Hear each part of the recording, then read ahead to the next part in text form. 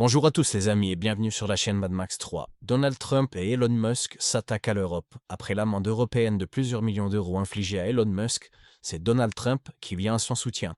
Il faut un Frexit en France et vite, le peuple a besoin de retrouver sa souveraineté.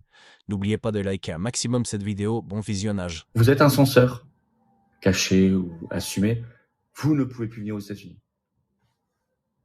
Ah ça, il y en a certains qui vont, ça va leur faire tout drôle.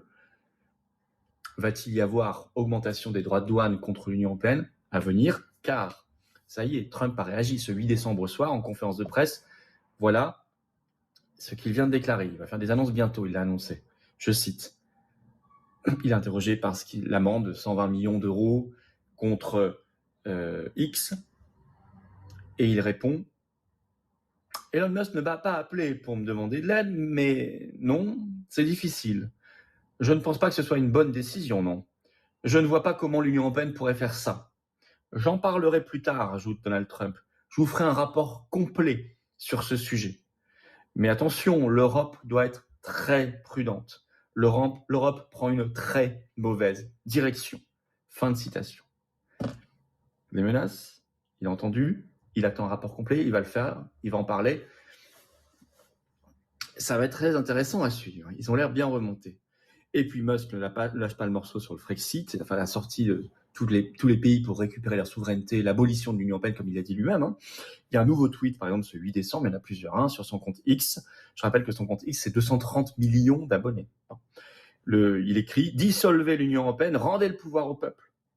Et des gros influenceurs américains s'y mettent, comme par exemple Mario Nawfal, qui vient de faire un gros score avec ce tweet explicite.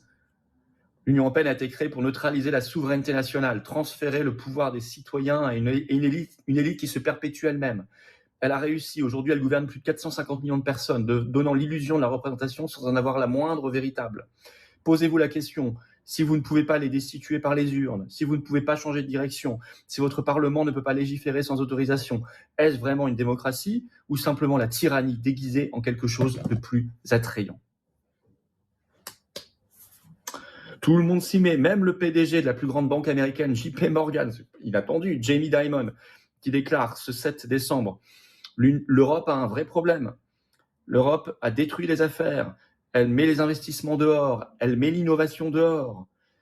Et je vous l'ai dit, jusqu'à Donald Trump lui-même. Alors ça entraîne une réaction hystérique des euro-fanatiques, des euro-gagas, des européistes, qui ont un petit jeu en ce moment, c'est qu'ils postent sur leur réseau social, en particulier X, le drapeau de l'Union européenne, le torchon bleu à étoile, vous savez, celui qui était dans le texte de la Constitution européenne, refusé par référendum par les Français le 29 mai 2005, refusé d'ailleurs aussi quelques jours plus tard par référendum par les Néerlandais. Mais non, ils mettent quand même le symbole, alors qu'il n'a même pas été remis dans le traité de Lisbonne. Ce truc-là que moi j'ai barré. Alors on leur répond, évidemment, Nathalie Loiseau, bien sûr, eurodéputée macroniste. Il est beau ce drapeau X le 7 décembre. Jacques Attali qui met ce tweet le 7 décembre. Je vais vous citer, c'est le drapeau du rassemblement des nations les plus libres, pacifiques et démocratiques du monde. C'est aussi mon drapeau. La blague. Mais ça se déchaîne en dessous. Regardez tous les commentaires, 99% sont dans l'autre sens. Et moi, je me suis permis aussi de répondre et de rappeler certaines vérités, notamment le résultat du vote du 29 mai, par exemple. Les patriotes, les souverainistes se libèrent. On le voit sur X et sur tous les réseaux sociaux, c'est flagrant et tant mieux. Alors, rien du côté du RN. J'ai regardé, ni Bardella, ni Marine Le Pen, il n'y a pas de tweet, il n'y a rien, pas de réaction.